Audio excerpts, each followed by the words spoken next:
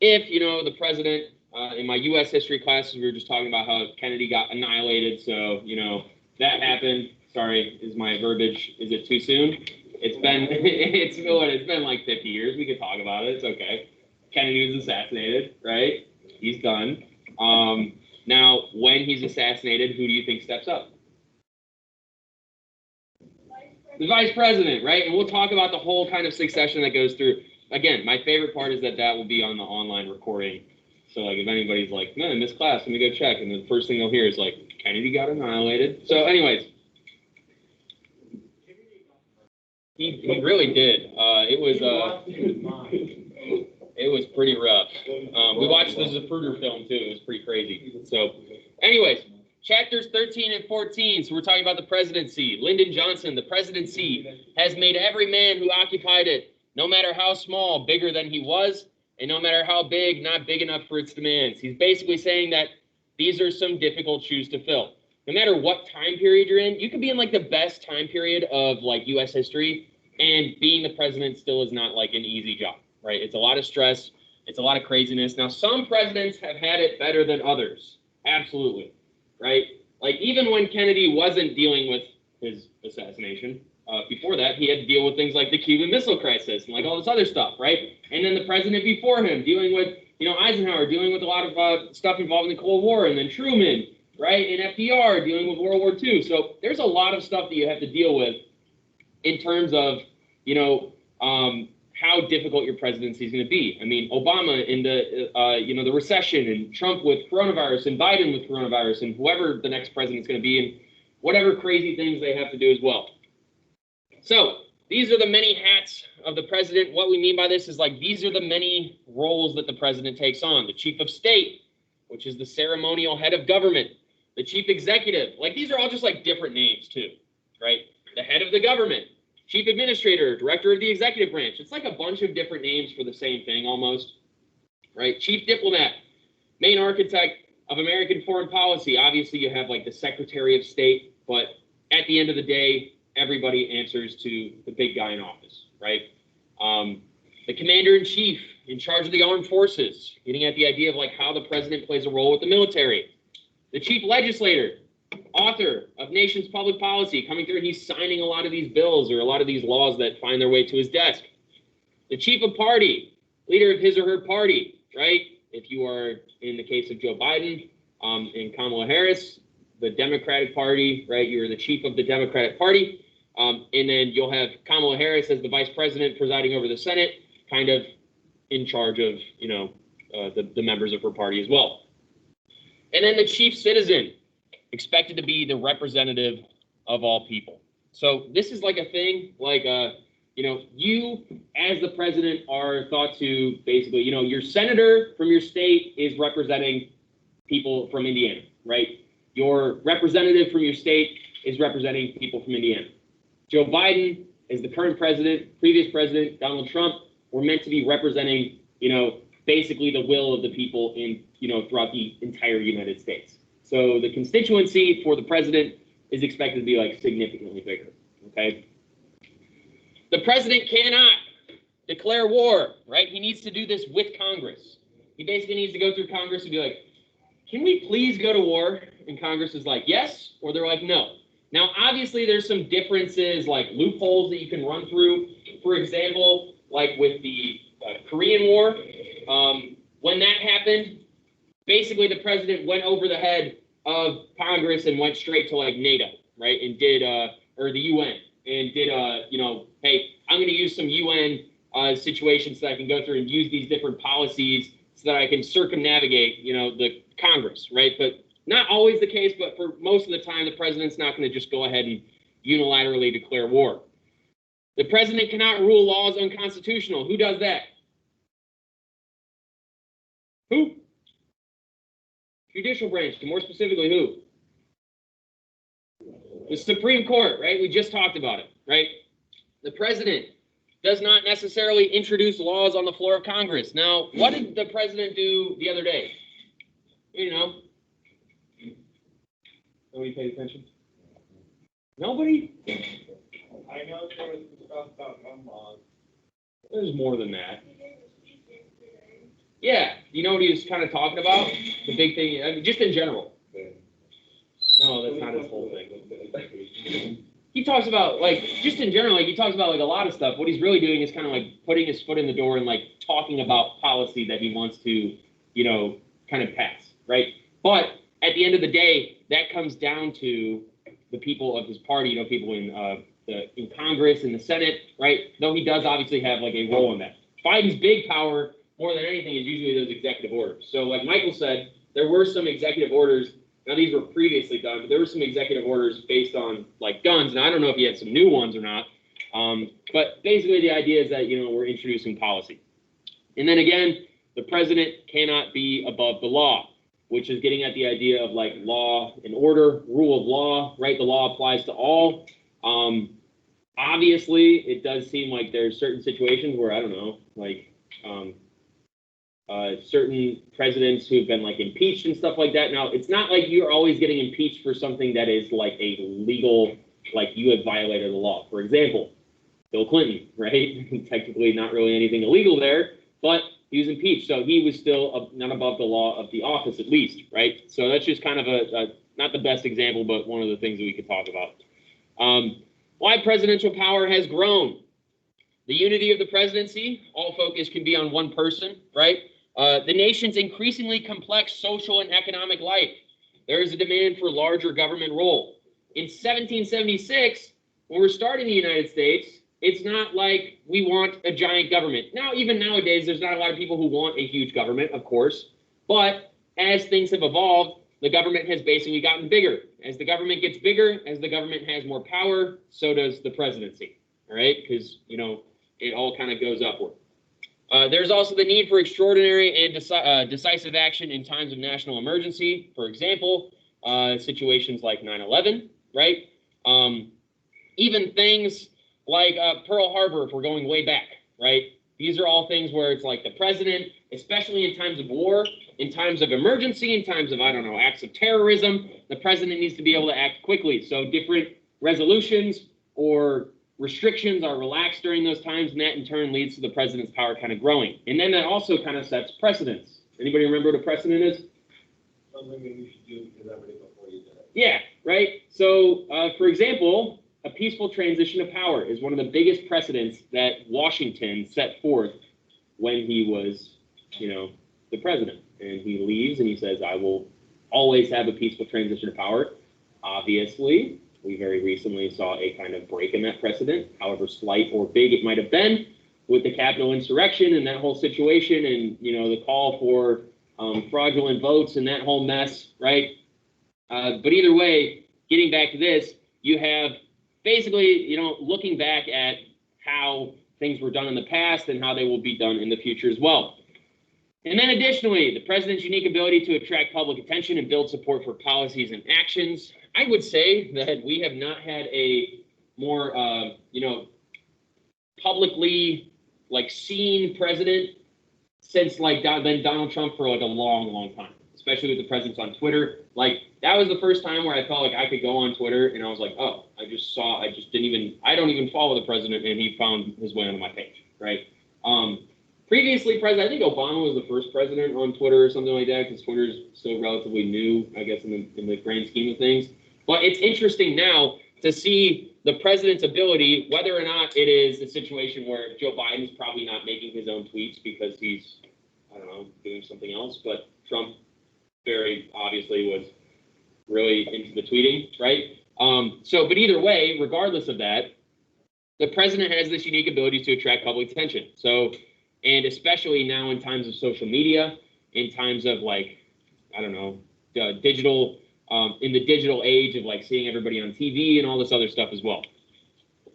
The presidential views of power. There is a broad view of power and a narrow view of power. Broad view of power basically says that the president's right and duty to do anything that the needs of the nation demand, unless that action is forbidden by the Constitution or laws. The narrow view of power, the president can only exercise powers that are specifically outlined or justly implied in the Constitution. So it's the same idea if you think of, like, the Constitution. Some people have a strict interpretation, some people have a loose interpretation. A narrow view of power obviously is giving the president less power. A broad view of power is basically giving the president more wiggle room to create policy, to do action, depending on the situation. However, obviously, it's not saying that the president can do whatever they want. They still have to act in the confines of the Constitution or laws.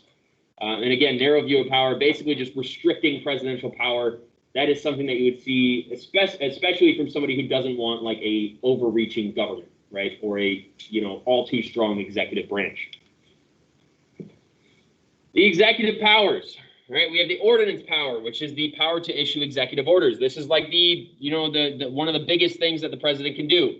It's a directive, a rule, a regulation that has an effect on law. This is something that the president doesn't really have to go ahead and, I don't have to go straight through Congress. I don't have to go through the weeks or potentially months of drafting a legislature and getting that whole situation passed.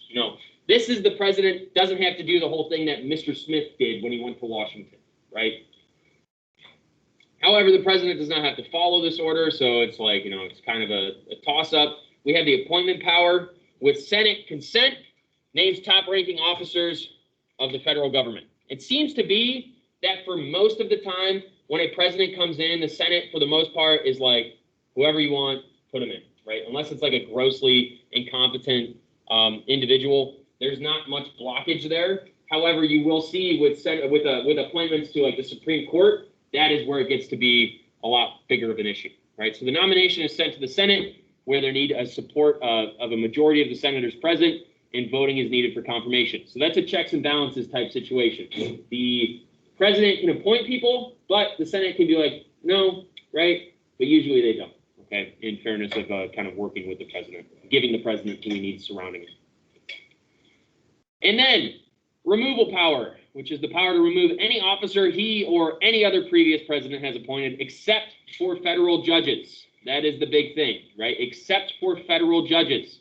So it's not like Biden can come in and just be like, I'm going to remove every single federal judge that Trump appointed just because, right? Like that doesn't happen. It's not allowed. But if Biden wanted to come in, or if Trump wanted to come in when he was, taking over from Obama and was like, I want to remove every single officer that the previous president appointed and put my own people in there, which a lot of presidents tend to do. Now, a big thing would often be like retaining some staff from one presidency to the next, but that doesn't always happen. Well, if it does, it doesn't always happen in like a majority. So this is something that the president can do as well. Diplomatic and military powers, the power to make treaties, right? Remember, he's the head diplomat, okay? A treaty being a formal agreement between two or more sovereign states.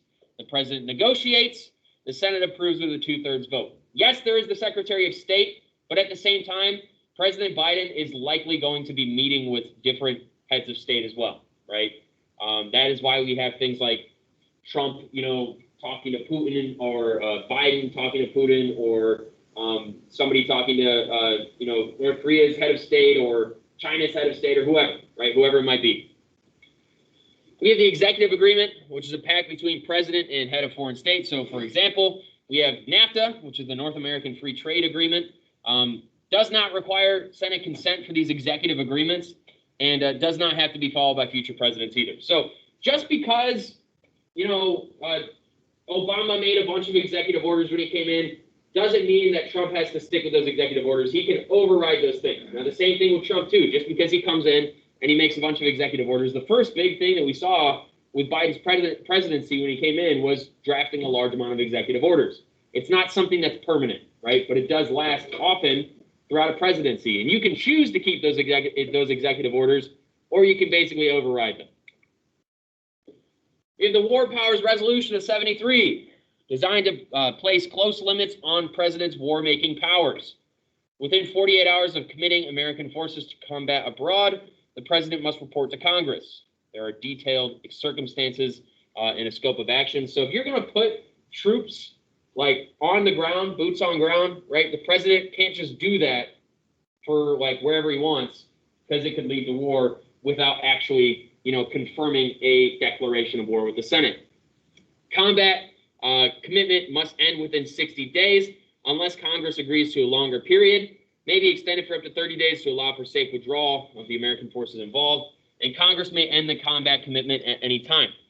So this gives some leeway to the president, but it's also meant to draw back on some of the president's powers. A lot of Congress felt that there was like an overreach of presidential powers, especially during like the era of like Vietnam and stuff like that. So that's where this kind of comes from. As far as legislative powers, recommending legislation. So this is kind of the thing this is literally the thing that Biden did the other day, right? He cannot come in and be like, I am crafting this law and I want you guys to pass it. But Biden can call on Congress to enact those laws he thinks would be necessary to the welfare of the country. So as was mentioned, there's something with education that was brought up. There's a couple other things. I know somebody said something about guns, right? Biden can come in and say, this is my recommendation as your president. This is my call to Congress, all right? Biden also has veto power, or the president in general has veto power. They can reject a bill passed by Congress. Congress can override the veto with two-thirds of a vote in both houses of Congress. So it's difficult to override a veto, but it can happen, right? And a veto is something that the president basically has as a way to, check the power of Congress. If they put forward some piece of legislation that the president's like, this is absolute crap and I don't like it, veto, right? And if they come back and they're like, well, we're going to vote on this again, they can override that veto. They may allow the bill to become a law by not acting on it within 10 days. So if they don't, this is something that kind of happens where a president's like, I don't support this bill, but I'm not going to veto it. The president just doesn't touch it. And then in 10 days, it becomes a law, right? There's the pocket veto. If Congress adjourns within 10 days of sending a bill to the president and the president doesn't act on it, the bill dies. This is obviously something that is like a unique scenario. And then there's a line item veto. This is the ability to reject parts of a bill. Currently, it must reject the entire bill, cannot veto only a portion of it, right? Okay. Next, we have judicial powers. So this is the weird thing. So the president has powers that relate to all branches, right? But he's not like the supreme overlord of the entire government, okay? But he is definitely the guy in charge, the guy with the most power, the guy with the most reputation, and the guy with the most sway, usually in the government. As far as judicial powers, he can grant reprieves and pardons for offenses against the United States. Kodak Black, wasn't that a thing, right? Didn't Kodak get like pardoned by Trump? Was it and ASAP? I think it was both of them. Lil Wayne too, yeah, right? Yeah, in ASAP. Well, that was the whole big thing with ASAP in like a different country or something like that. He got arrested or whatever. I don't know, right? But that's something now unique with some of that stuff with the previous presidency. But I mean, Obama on his way out pardoned a lot of people. Biden on his way out, I'm certain will pardon a lot of people as well. It's a power it's almost like a tradition at this point, right? A reprieve being a postponement of the execution of a sentence, a pardon being legal forgiveness of a crime. There's a lot of controversy with the Trump presidency in looking at certain things with like Representative Matt Gaetz. You guys know about that situation? I know we talked about it. There was reports that he sought a blanket pardon from Trump before he left, and then Trump was like, no, I don't remember that conversation. And Gaetz was like, oh yeah, you totally did. I don't know. It's a whole weird situation, but these are things that happen. Must be accepted to be effective. Commutation, right? The power to reduce the length of a sentence or fine imposed by a court can only be used for federal offenses, not in the cases of violation of state law. Cannot be used in cases of impeachment. So, the president can't just come out and be like, I pardon myself from impeachment, right? And then also if there's some issues of, state law, which a big thing with people talking about, whether or not Trump will be investigated for whatever it might be. The big thing people were saying was like, oh, it would be bad for Trump to pardon himself if there is something going on because one, it looks weird. And then two, it doesn't save you from state law. Now, I haven't read too much into that, so I don't know what possibly there could be, what charges or whatever might happen or if anything will happen at all. But if it did, it would probably happen at the state level anyway. Qualifications for the presidency. Being a natural born citizen. It is possible for a person to be born abroad as an American citizen to be president. If you're born on like a military base, technically you are still an American citizen. Be at least 35 years old. The youngest elected president, JFK. The oldest elected president previously, Ronald Reagan. Not the case anymore, obviously. Right now we have older presidents. Have lived in the U.S. for at least 14 years. Okay. And it's also funny to go back to Ronald Reagan, too, when we're looking at his age, especially because during that presidency and that the campaign trail, the guy who's going up against is basically like, this guy's old. He's like, don't let my opponents, there's like a famous line that he delivers, like, don't let my opponents, like, youth and inexperience, change your mind or something like that. And everybody laughed. And then everybody clapped, right? And high fived. Not really. Anyways, that happened. Has anybody ever seen those memes where, like, and then everybody clapped? Yeah. Yes, thank God. Thank you, Noah. I needed that. Gabrielle's over there shaking her head at me. No, never heard of it. Anyways, the president's term. The president's term. Framers decided on a 4-year term, long enough period to gain experience, demonstrate abilities, and establish stable policies. George Washington refused to seek more than 2 terms, so that's one of those precedents that is coming in. No 3rd term tradition. It's an unwritten rule. 22nd Amendment, 1951, officially limited presidents to 2 terms, right? So that is something that happens more so in our amendments now. Did I go too fast? You guys good? Okay. And then finally, presidential succession. This is a scheme by which president's vacancy can be filled. 25th Amendment, okay? Vice president takes over in the case of death, resignation, impeachment, or there's also times where it's like, I don't know, if the president is going to be out for 4 weeks from surgery and he can't rightfully commit his duties as the president, for a time being, the vice president can take over and be the acting president and then go back, right? Does that make sense? It doesn't happen often at all, but it can. Presidential Succession Act of 1947, you have the vice president, but it also adds the Speaker of the House, President pro tem of the Senate, the Secretary of State, the heads of cabinet departments in order of precedence. So what this looks like is this. So let's say the president dies. Goodbye, president. Vice president takes over, and all of a sudden the vice president dies. Goodbye, vice president. Then it's the Speaker of the House.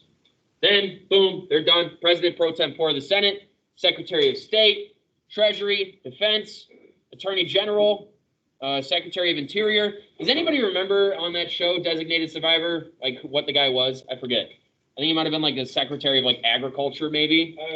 It might have been housing and urban development. So right now, like if all these people in our government died, like God forbid, right? But if everybody was just like, I don't know, if there was a nuke dropped and everybody was just like, goodbye, right?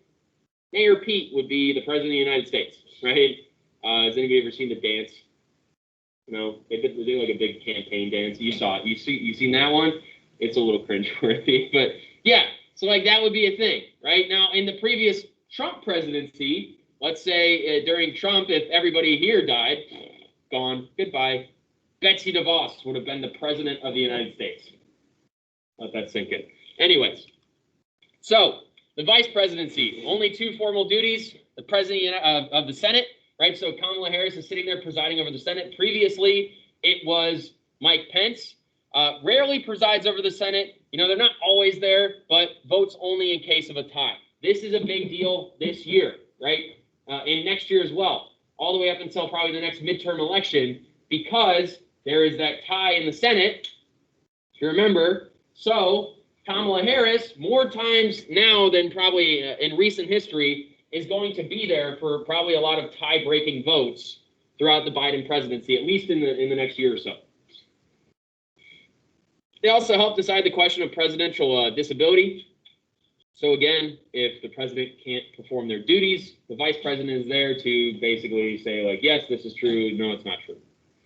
Important because only a heartbeat away from the presidency. 8 presidents have died in office. 1 has resigned.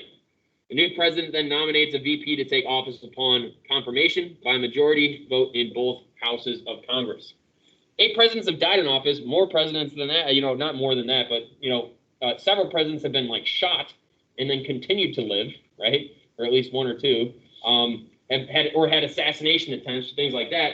All these things happen. Who's the guy that was given? I think it was it Teddy? Yeah, it was Roosevelt. He's giving a speech, he gets shot, and then he continues to give the speech or something. I think what happened, didn't he have like? He had a book. He had Or the speech in, yeah. It was like 8 or so pages, and he pulled it like 3 times, put it in his pocket, and then the bullet hit, he just got stopped. That's got to be the coolest thing, like a president's done. There's also, Andrew Jackson, like, beat somebody to death when he was, like, 73 or something like that, but he's not the best guy in the world. But, he was strong. I think he did it with, like, a cane or something. He was some serious old man strength, I don't right? think he killed him. Or he just beat him really hard, like, badly. Imagine you're like, I'm gonna go kill the 73-year-old guy, and he just beats the absolute dog shit. Yeah, it's like the video I saw of Arnold getting, like, drop kicked, and he, like, didn't even move at all. Arnold's, like, 70. He's like, whatever. All right. Anyways, only a heartbeat away from the presidency, or only a headshot away from the presidency as well. Shout out to JFK. The new president then nominates VP. Okay, confirmation by majority of both the House of Congress and the Senate. The Electoral College, our big controversial thing of all time, right? Everybody's always talking about this every single time there's a presidential election. Original provisions: electors would cast 2 electoral votes, each for a different candidate: the winner, the president, the runner-up, the vice president. So it used to be like, I would run against, let's say I'm running for president and Michael's running for president, and we are 2 wildly different platforms. It didn't matter. It would be like a situation where, like, Michael wins and I am Michael's vice president. So you could see where that could lead to some, like, if we're on different platforms, where that could lead to some tension and some irritation in the White House, right? I do watch it. Yeah, right? You might have to. Because I'm gonna like brush all the dust off. Well, here's the thing: is I'm only a heartbeat away from the presidency, so take that how you will. Change to the current. No, I'm the vice president. I gave you the presidency. I haven't watched my. Because I'm gonna assassinate you, is what I'm saying. Yeah. Yeah. Well, yeah. Whatever. Yeah. So whoever's the secretary of whatever, or whoever wants to be the Speaker of the House, you can then assassinate me. And then you can be the president, okay? So, change the current system after the election in 1800. Electors appointed by party that wins the state's presidential election. And then the state's electors equal the number of senators and representatives in the state. This is the Electoral College map, the projected map of 2012. So looking through this, have you guys spent time looking at Electoral College map before? Does anybody watch, like, the coverage every 4 years where you got the guy up there and he's like, now this is this, but if let me just click in here, and he goes in and he's like, and now look at this county, and he goes in, right, and he's touching the board all the time. Nothing's changing for like 7 hours, but he's still doing it, right? And then there's like a meme where at the end, like, his hand's just like a nub or something, right? Is he just sitting there, he's touching his board the whole time? What we're seeing is basically how, the electoral votes are being aggregated when we're looking at, how the votes are coming in, okay? So some states have more electoral votes than others, and a lot of this has to do with population as well. So, like, looking at California, 55 electoral votes, right? Indiana, 11. You could probably guess why, right? The thought process there being like, if California is taking up this much of our country and they're like, probably a pretty important state, maybe they need some sort of say that sways depending on the population of that area. Okay, so who is nominated? If the incumbent president wants to run, he or she is almost certain to get the nomination. So unless you commit some serious crimes or acts or anything like that, and even if you do, sometimes you do get to run as well again. And oftentimes, the incumbent president is, in history, most of the time is going to be the one who wins that next election. Usually it's not even really close. The big thing there is political experience. Who's nominated, most electable person. Charisma is a big thing. Public speaking is a huge thing. Your reputation in the government. Usually you're not just going to be like, I don't know. Usually it's not just going to be like me leaving the school and be like, I'm going to run for president. But obviously there are some times where, like in the case of somebody who maybe isn't that involved in politics with, like Donald Trump being like a big kind of businessman and TV personality being like, I'm going to run for president. And then you get the nomination kind of against all odds and go through with that, right?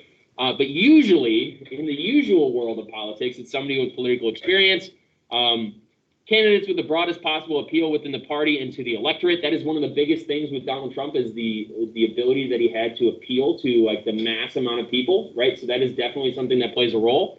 Governorships of larger states have produced largest numbers of presidential candidacies. You have obviously Pence being the vice president from his political expertise in Indiana, right? Also, the Senate has a lot of presidential candidacies as well, which makes sense given the fact that we know that the Senate is considered to be like more prestigious than the House. Other characteristics, most have been Protestant. In fact, when JFK was originally going to be the president and he's running on the campaign, he was Catholic, and everybody's like, oh my God, no, right? Why do you think? Any idea? Maybe have a guess. Give me any random guess. Come on. What do you got, Grant? I think the main thing was that everybody was afraid that he just listened to the Pope Yes. over and over and over again. It was like he was like the second Catholic nominee like ever in 60, right? In 1960, and people are looking at him, they're like, this guy's definitely gonna be a puppet for the Pope, right? Yeah. Now obviously he overcame that and he managed to get the presidency, but it was not like the only thing people were talking about. But when you break away from the norm of being like Protestant, now, and today, I mean, I'm pretty sure Joe Biden's Catholic, right? Devout Catholic as well, isn't he? What is he? No, he's Catholic, but if you ask any Catholic person that is like really Well, Catholic, yeah. they will call him what's called a New York Catholic, Yeah. which is Catholic by name. Well, either way, I mean, given how far we've come from the Kennedy era, right? He ran on a platform, at least, even if whatever viewpoint you have of his religion, he at least ran on the platform of advocating Catholicism and talking about it openly. And people didn't really bat their eyes too much at that. Now, some people probably did talk about, what about a Catholic president? But it's become more of a norm over time, right?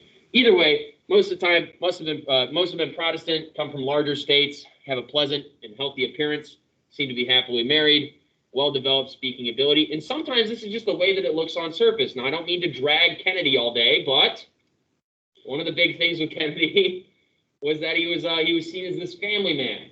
Now, was he?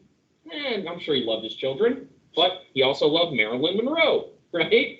So that is a thing. Everybody loves Marilyn Monroe. Right? Who didn't? Okay. But he needed her like he needed her. Yeah. Well, that fits, doesn't it? Presidential primaries. So depending on the state, presidential primary is an election in which a party's voters choose some or all of the state party organization's delegates to send to party's national convention, express a preference among various contenders for their party's presidential nomination. So basically, this is like figuring it out, okay? Figuring out who is going to run against usually like the incumbent president. Who's going to do it, okay? Began in the early 1900s, primary function is to screen out lesser possibilities. Now, we've had candidates like, rest in peace, Herman Cain, right? The rent is too high. You guys remember that? No? Big meme for a long time. He had like a very wicked beard mustache combo, and he got on like TV and he's talking about how the rent is too damn high, and that was his big meme for a while. He went on to run for the presidency, and then went on to hold a position in the government as well under the Trump presidency. And so either way, the idea there is that you're screening out, maybe not everybody wants a Herman Cain nominee, right? So that's what you're doing with these presidential primaries. Maybe not everybody wants a Pete Buttigieg or whoever, right? And so eventually you're basically weeding out candidates, not to say that they're not formidable or that they won't come back in the future. I mean, Joe Biden himself has run for the presidency before, right? You can still come back. There's no real limit on that. If Hillary Clinton wanted to run for the presidency again in 10 years, she could, right? But in the weeding out selection and all that process, right, you see what kind of happens here. How the primaries work: winner take all contests. The candidate who wins the preferential vote automatically wins the support of all delegates chosen at the primary. So this is like where you get like the ideas of like Super Tuesday. This is where you figure out, the big thing this year, trying to figure out, would Bernie Sanders be the nominee to take on Donald Trump, or would Joe Biden be the nominee to take on Donald Trump? Proportional representation, or obviously all the other candidates who were there as well. Not to say that those were the only two. Proportional representation, any candidate who wins at least 15% of the votes cast in a primary gets the number of that state's Democratic Convention delegates that corresponds to his or her share of that primary vote, also used by the Republican Party in some states as well. And that is it. That is all we have for today. All right. So those of you online, you guys are good to go. I will see you all on next week, I guess. I don't have any homework for you guys or anything like that. So that means that in these next 35 minutes or so, if you have missing assignments, please spend some time on them, because May, 26th? That's the day, right? Y'all are graduating, but you want to graduate, so make sure you get those assignments in. All right? Yes, absolutely. Yeah, you can turn them in over there. Yeah, I think I put points on these. So those of you online, I'll see you guys next week. Have a good weekend.